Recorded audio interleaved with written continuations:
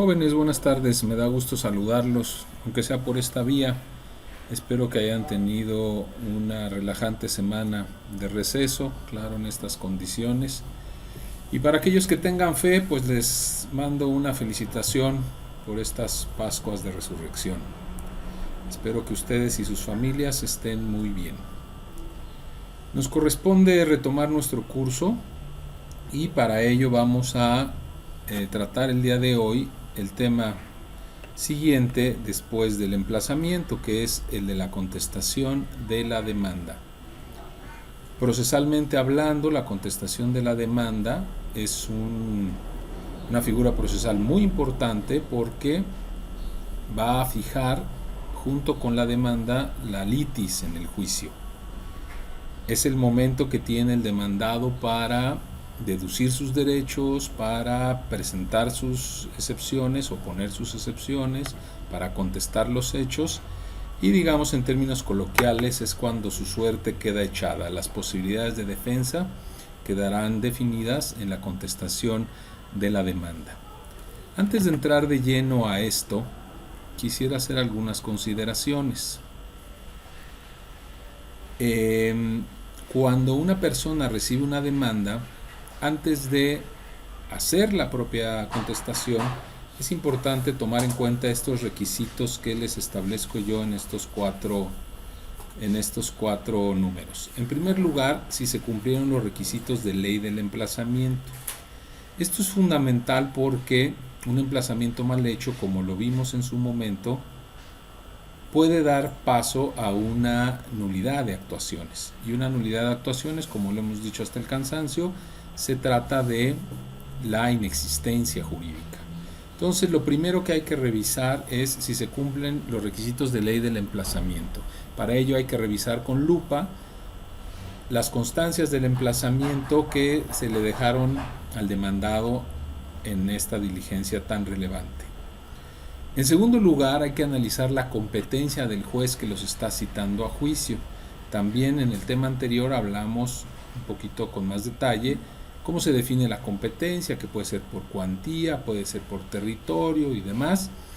Hay que revisar que se esté ante la competencia adecuada y, si no, promover lo que se llama una incompetencia por inhibitoria. Hay dos tipos de incompetencias. La incompetencia por declinatoria, que es cuando el propio juez se da cuenta que es incompetente y se declara incompetente, declina. Por eso se llama incompetencia por declinatoria. Pero también está la incompetencia por inhibitoria, que es la que las partes proponen al propio juez y le dicen, en términos coloquiales: oye juez, considero que tú no eres competente para conocer de este asunto, y se le indica la razón por la que sea. Esta es la competencia por inhibitoria, que está prevista en el artículo 149 del Código de Procedimientos Civiles.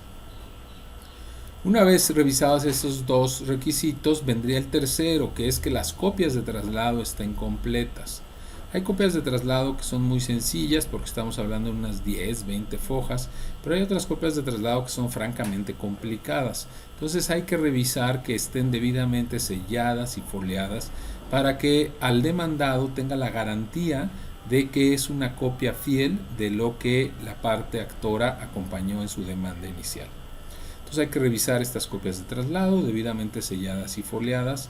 Y por último, tener muy claro cuál es el plazo para contestar. De acuerdo a la demanda de la que se trate y al emplazamiento, ahí viene asignado el plazo, y con un calendario en mano también pues confirmar que lo que el juzgado haya dado como plazo de contestación sea lo que la ley determina. Es factible, como lo dice en esta nota que les estoy proyectando, que se apele el auto admisorio. También, al momento de recibir la demanda a través del emplazamiento, el demandado puede percibir que hubo una razón por la que la demanda no debió de haber sido admitida: falta de algunos de los requisitos esenciales, por ejemplo, o falta de legitimación evidente. Entonces se puede promover la apelación contra el auto admisorio de acuerdo al artículo 137, fracción segunda del Código de Procedimientos Civiles. Muy bien, pues vámonos a la parte de la contestación de la demanda. Esta está reglamentada en el artículo 260 del Código de Procedimientos Civiles. Y este artículo nos dice que lo primero que hay que anotar en la contestación de la demanda es el juez ante quien se conteste. En términos generales, este requisito no representará mayor reto porque pues es el juez que admitió la demanda y que ordena el emplazamiento. Sin embargo, existen dos hipótesis por las que puede ser que no es el mismo juez el que nos está emplazando y ante quien se va a desahogar el juicio derivado de la demanda inicial. La primera hipótesis es cuando el juez que nos emplaza lo hizo porque está en cumplimiento de un exhorto. Recordarán ustedes esta figura cuando un juez sale en auxilio de otro porque no pertenece a su jurisdicción, ya sea de carácter nacional o inclusive internacional, si fuera una carta rogatoria. Entonces, evidentemente, la contestación ya no se dirige al juez exhortado, sino se dirige al juez de origen. Y en segundo lugar, si se promovió una incompetencia por inhibitoria, de acuerdo a lo que explicamos hace un momento, entonces la contestación de la demanda, ya se dirige específicamente al juez que va a conocer efectivamente del juicio, una vez que haya procedido esta incompetencia por inhibitoria. En segundo lugar, es muy importante el nombre de quien contesta. Podemos estar frente a las dos hipótesis, que se trata de una persona física o de una persona moral. Ya hemos comentado en algunas otras sesiones que para yo tener la certeza de la persona física a la que represento como abogado, es conveniente pedirle un documento oficial, la copia, donde venga el nombre completo de la persona y no incurrir yo en algún error en su identificación. Evidentemente tendrá que ser el nombre completo, con apellidos completos y no como coloquialmente conocemos a la persona. Si se trata de una persona moral, hay que ver que la persona que formalmente conteste, la persona física a nombre de la persona moral, pues tenga las condiciones legales para representarla, es decir, tenga un poder suficiente para poder representarla en un juicio. En términos generales, el poder es el más sencillo, el poder de pleitos y cobranzas. Sin embargo, este poder de pleitos y cobranzas para defender a alguien o para acudir en su defensa en una contestación de demanda puede verse limitado en el momento de una conciliación. ¿Por qué? Porque un poder de pleitos y cobranzas sí me da plena representación de una persona moral, pero no en todos los casos me da la representación para que él renuncie a derechos legítimos. Me refiero a él como la persona moral. Entonces sí es importante analizar que el poder también tenga las facultades para conciliar y que esta conciliación incluso implique desistimiento procesal o concesión de derechos en favor de la contraparte. Bien, entonces el segundo requisito será el nombre. Si es persona física ya dijimos, y si es persona moral pues hay que tener un acta constitutiva o un poder notarial para tener el nombre completo y correcto de la persona que va a contestar la demanda. En segundo lugar, el domicilio. Al igual que cuando hablamos de la demanda inicial, el del domicilio se tratará el domicilio del abogado, el domicilio que controle el abogado para que las notificaciones de carácter personal tengan el camino que deben de tener las notificaciones personales y que le lleguen al abogado en tiempo y forma para que pueda desahogar el requerimiento que le fue notificado personalmente. En tercer lugar, personas a quienes se autorice. Para que una persona pueda consultar un expediente, o dicho de otra manera, imponerse de los autos, es necesario que esté debidamente autorizado, en este caso por el demandado. Y es en el escrito de inicial de contestación donde se va a determinar las facultades con las que el demandado autoriza a las personas que lo van a estar defendiendo. Entiendas en términos generales al abogado y a los auxiliares del abogado, que pueden ser los pasantes o sus socios si se trata de un despacho particular, o si se trata de una dependencia pública, por ejemplo, pues el titular de la dirección jurídica, los abogados que se encarguen de llevar a cabo las defensas y la gente que ayude a conocer los expedientes, los acuerdos cotidianos y demás. Para ello tenemos dos niveles de autorización. En primer lugar tenemos, de acuerdo al artículo 112, a la persona o personas, perdón, ya me brinqué, no. Tenemos en primer lugar a la persona o personas que estarán facultadas única y exclusivamente para conocer las notificaciones, para leer el expediente, para sacar constancias del expediente.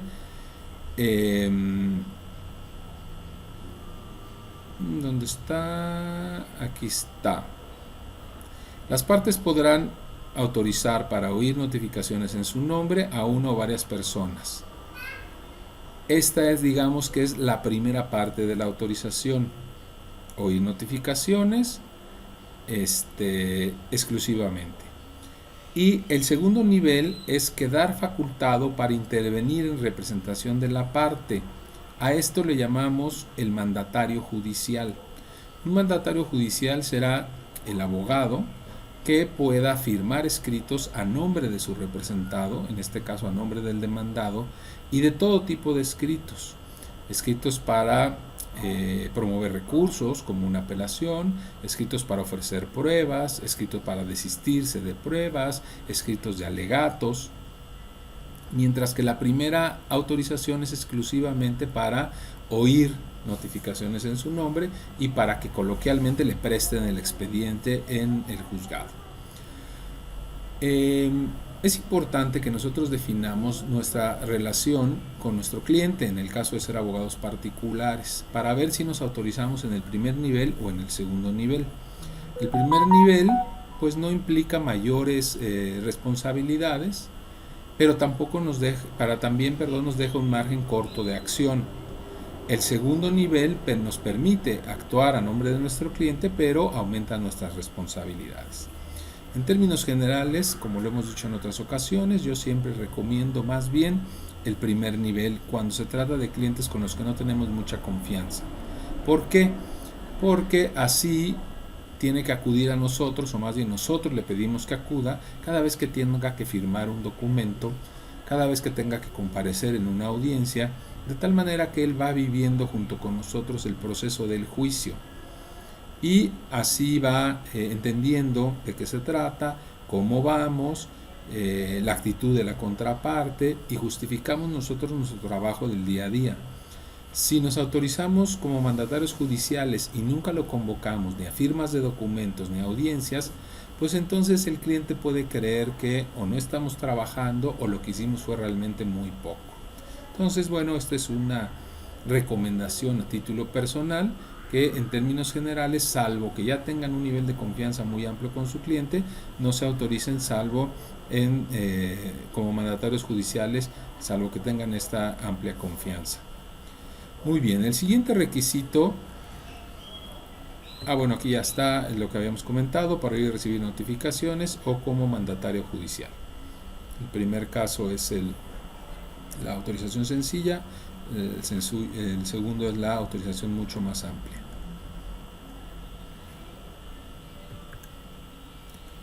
El siguiente requisito ya deja de ser un poco de forma, que es lo que hemos estado platicando. Este es un requisito de fondo y es la contestación precisa de los hechos de acuerdo al artículo 266 del Código de Procedimientos Civiles. Este artículo nos dice, en primer lugar, que en la contestación de la demanda necesitamos nosotros negar o afirmar de forma tajante cada uno de los hechos que el demandado nos propone en la demanda inicial. La redacción más común, que no tiene que ser así, pero es la más común porque nos permite dar cumplimiento puntual al 266, es: respecto al hecho 1 es cierto, o respecto al hecho 1 no es cierto, o simplemente poner el número 1 y poner no es cierto o es cierto, y después aclarar, porque a lo mejor una parte es cierta y otra no es cierta. Entonces, número 1 es cierto en cuanto a lo que narra la parte actora de tal cosa. Es falso respecto a esto, esto y esto. Entonces la afirmación o la negación tienen que ser categóricas. ¿Es cierto o no es cierto? Sin evasivas. Por eso insisto que la mejor manera de redactarlo es iniciando con esta afirmación categórica. ¿Es cierto o no es cierto? En caso de que la contestación de todos los hechos o de alguno de ellos no sea así, de forma categórica, el artículo 271 del Código de Procedimientos Civiles nos dice que habrá una confesión ficta, es decir, que se tendrá por ciertos los hechos que se dejen de contestar de manera categórica, o se tendrá por cierta toda la demanda si fuera el caso que no se contestan algunos de los hechos. Aquí está, el artículo 266. Si en el escrito de contestación el demandado no se refiere a cada uno de los hechos aludidos por el actor, confesándolos o negándolos, se tendrá por fictamente confesados los hechos, salvo en el caso de que se trate principalmente de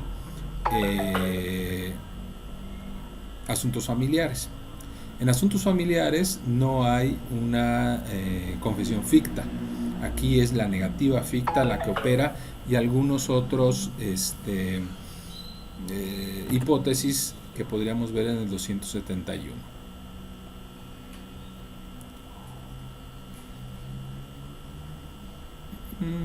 Acá está. Transcurrido el plazo fijado en el emplazamiento, sin haber sido contestada la demanda, se hará la declaración en rebeldía, sin que medie la petición de parte.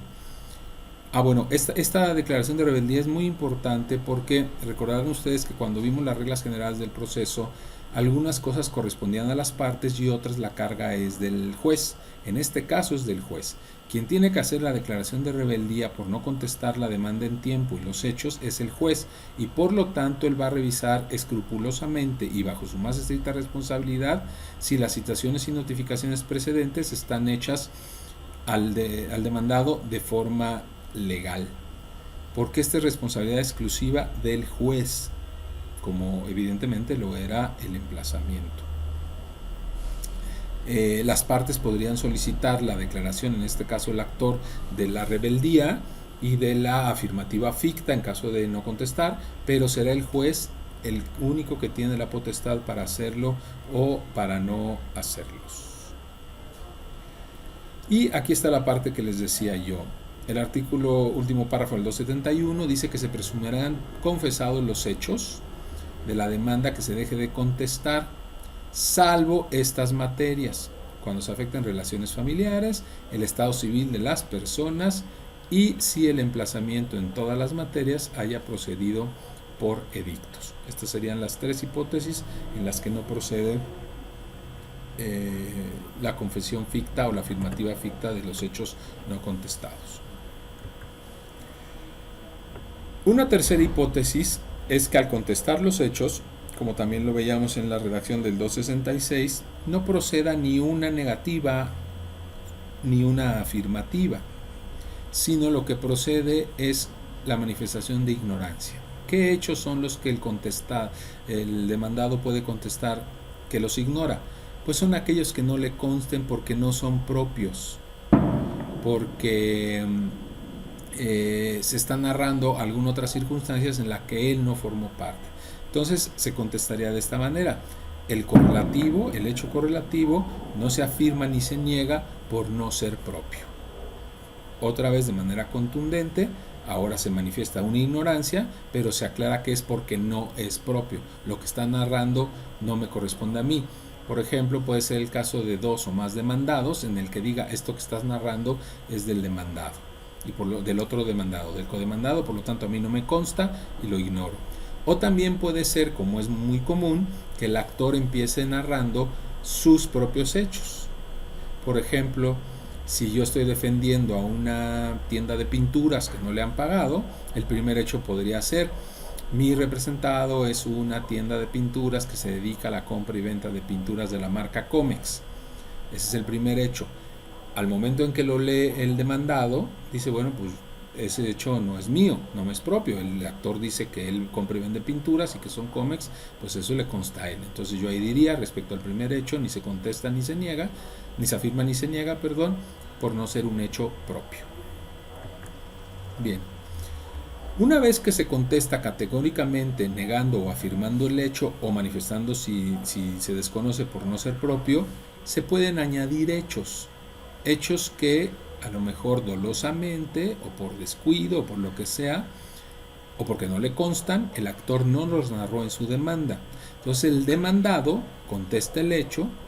Por ejemplo, vamos a suponer en este caso de la tienda Comex, yo soy el demandado, me vendieron unas pinturas y dice que yo no las he pagado. Y entonces el hecho dice, hecho 3, siendo el caso que el día 1 de abril del 2020 se le entregaron en su domicilio al demandado las cubetas de pintura y ahora el 13 de abril no las ha pagado. Esa es la narración de un hecho. Y entonces yo como demandado puedo contestar, respecto al hecho 3 se afirma por ser cierto, efectivamente me fueron entregadas las pinturas y efectivamente al 13 de abril no se ha pagado. Y añadiría yo, pero el hecho que no manifiesta la parte actora es que las pinturas no fueron ni del color ni de la calidad que yo había pedido y de inmediato le llamé por teléfono y le dije que recogiera estas pinturas y que me mandara las pinturas que yo había pedido. Entonces, si se fijan en este añadido, es un hecho adicional que no narra la parte actora y que es el momento en que yo le exprese, añadiendo hechos como contestación a los hechos originales. El artículo 266 también me indica que en caso de que como demandado tenga yo testigos que acrediten mis afirmaciones, entonces deberé de proporcionar los nombres completos. ¿Por qué? Porque si yo no los proporciono en este momento, cuando sea el momento del ofrecimiento de pruebas, yo no voy a poder ofrecer testigos. Este es el momento exacto en el que tengo que manifestar los nombres de los testigos. Y algo fundamental de la contestación de la demanda son las excepciones. Las excepciones son las razones jurídicas por las que el demandado considera que las acciones del actor no proceden. El siguiente tema que veremos después de la contestación de la demanda será qué tipo de excepciones hay. Aquí las dejamos mencionadas. Tenemos las acciones perentorias y las acciones dilatorias en términos generales. Las acciones perentorias son las que se refieren a que parcial o totalmente las pretensiones del actor no proceden, porque ya le pagué, porque a lo que se comprometió no me lo cumplió y entonces yo no tengo por qué cumplirle, porque hubo una causa de fuerza mayor que me impide cumplir y ese tipo de cosas, es decir, van al fondo del asunto. Mientras que las excepciones dilatorias son aquellas que pretenden, las excepciones perentorias se resuelven en la sentencia definitiva, donde se determina quién tiene la razón, si el actor o el demandado, o parcialmente el actor y parcialmente el demandado. Mientras que las excepciones dilatorias se refieren más a una cuestión de forma y esas se resuelven en la primera audiencia. Recordarán ustedes que la primera audiencia es la de conciliación y depuración del procedimiento. Precisamente esa depuración del procedimiento se refiere a estas excepciones de carácter dilatorio, que pueden ser falta de legitimación, falta de personalidad, prescripción de la acción o alguna de estas que impiden al juez que se meta al fondo del asunto y con base en esta excepción dilatoria da por concluido el juicio y ni siquiera llega en muchos de los casos a sentencia definitiva. También se puede dar el caso de sentencias de carácter superveniente, de excepciones de carácter superveniente, es decir, aquellas excepciones que no se dieron en el momento en que se presentó la demanda o en el momento en que se narraron los hechos, pero que acontecieron después. Por ejemplo, esta pandemia que estamos viviendo seguramente ha generado circunstancias que antes no existían, que ahora existen, como por ejemplo el enclaustramiento doméstico o en el domicilio, y que hacen imposible el cumplimiento de ciertas obligaciones jurídicas. Esa es una excepción de carácter superveniente. yo me encontraba dispuesto a cumplir, pero me ordenaron que me quedara en mi casa. O yo que me dedico a fabricar muebles, en mi taller estábamos fabricando los muebles para cumplir, pero vino esta pandemia y tanto a mí como a mis proveedores del material para hacer los muebles nos obligaron a cerrar y ya no puedo hacer los muebles. Entonces esa es una excepción superveniente. Estábamos dando cumplimiento y ya no pudo darse el cumplimiento. También, de acuerdo al artículo 272, es el momento de promover la reconvención.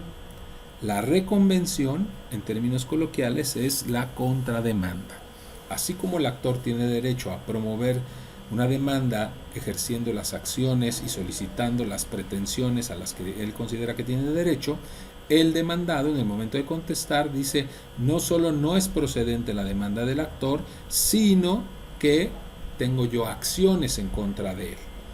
Daños y perjuicios, por ejemplo, incumplimiento de su parte, por ejemplo, y es el momento el de la contestación de la demanda, para oponer o interponer la reconvención.